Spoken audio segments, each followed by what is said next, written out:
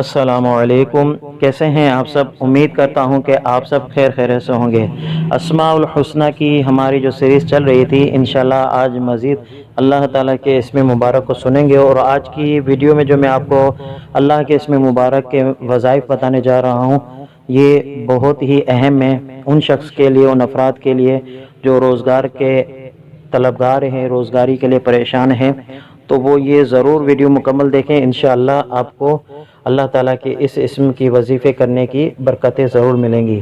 تو اللہ تعالیٰ کا اسم مبارک ہے الوہاب، جس کا معنی ہے سب کو عطا کرنے والا۔ آج کل اکثریت کے ساتھ بے روزگاری پائی جا رہی ہے، تو جو شخص فقر و فاقہ میں ہے، پریشانی میں ہے، تو اس کو چاہیے کہ وہ یا وہابو کا با کثرت وظیفہ کرے، ورد کرے، یا چاشت کی نماز کے آخری سجدے میں 40 مرتبہ یا وہابو پڑھے، تو انشاءاللہ اللہ تعالیٰ اس کو فقر و فاقہ سے نجات عطا فرما دے گا اور اس کے روزگار کے اسباب بنا دے گا۔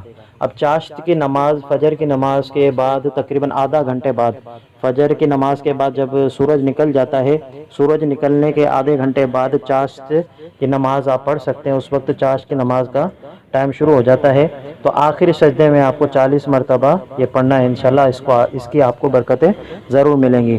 اور اگر آپ کی کوئی خاص حاجت ہے، آپ کی کوئی ایسی طلب ہے جائز، تو مسجد یا گھر کے صحن میں 3 بار سجدہ کر کے ہاتھ اٹھائیں، اور ہاتھ اٹھائے ہوئے ہی 100 مرتبہ آپ یا وہابو پڑھیں۔ انشاءاللہ اللہ تعالیٰ جلد سے جلد آپ کی وہ حاجت پوری فرمائے گا۔ اسی طرح کا اللہ تعالیٰ کا اسم مبارک ہے الرزاق، جس کا معنی ہے سب کو روزی دینے والا۔ نماز فجر سے پہلے جو شخص اپنے مکان کے چاروں کونوں میں 10 مرتبہ یہ اسم پڑھ کر دم کرے گا، اس گھر میں سے بیماری اور مفلسی چلی جائے گی۔